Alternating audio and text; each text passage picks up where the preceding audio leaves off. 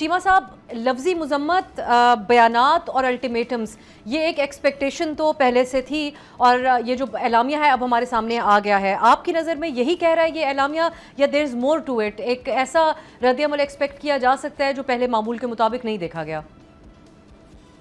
जी, शुक्रिया आपका कोमल साहिबा। देखिए, पहली बात तो ये है कि मुझे तो ऐसे लग रहा है कि अमेरिकन जो हैं, अमेरिकन लीडरशिप जो मौजूदा है, उसने अरब वर्ल्ड की कमज़ोरी और अरब वर्ल्ड की वीकनेस को देखते हुए, और ख़ास तौर पे जो डोनाल्ड ट्रंप साहब का विज़िट था और उस पे जो नवाज़िशात की गई, उसको देखते हुए उन्होंने महसूस किया कि हमें मज़ीद इनको डराने की ज़रूरत है। अभी आपको पता है कि मार्को रूबियो इस वक़्त कतर गए हैं इज़राइल के विज़िट के बाद, और उन्होंने कहा है कि कतर और अमेरिका जो है वो एक डिफेंस एग्रीमेंट करने जा रहे हैं।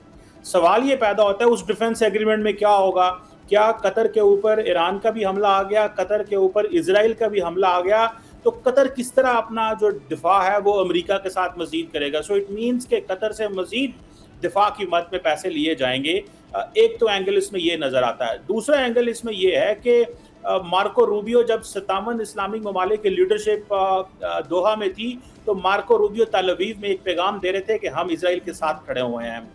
तीसरी इसमें बात यह है कि जो अरब वर्ल्ड है, जीसीसी का अपना एक डिफेंस एग्रीमेंट दिसंबर 2000 से है, उसकी क्या वैल्यू वर्थ है? क्या ये कोई मिलिट्री जो एग्रीमेंट है इसका कोई सोल्यूशन निकाल पाएंगे? क्या ये कोई मिलिट्री स्ट्राइक कर पाएंगे? ये एक चीज़ है। चौथी चीज़ ये है कि अगर गजा भी उसी तरह इमदाद मांग रहा है United nation general security United nation से, और कतर भी उसी तरह सपोर्ट मांग रहा है, तो फिर कतर की इतनी बड़ी वेल्थ और कतर की इतनी बड़ी पावर और ग्लोबल इन्फ्लुएंस का क्या फ़ायदा, और जीसीसी एज ए ब्लॉक होने का क्या फ़ायदा?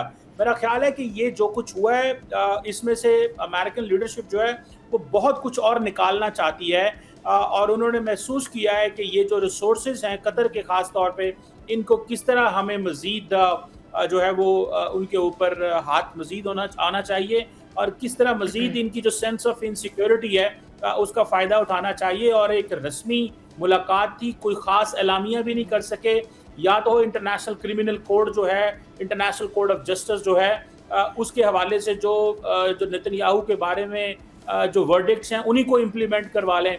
They must get something out of it, otherwise वो मेरा ख्याल है इसका एक तज़किरा तो है आलमी अदालत के हवाले से, जो मैं इस पे आपसे दोबारा बात करूंगी।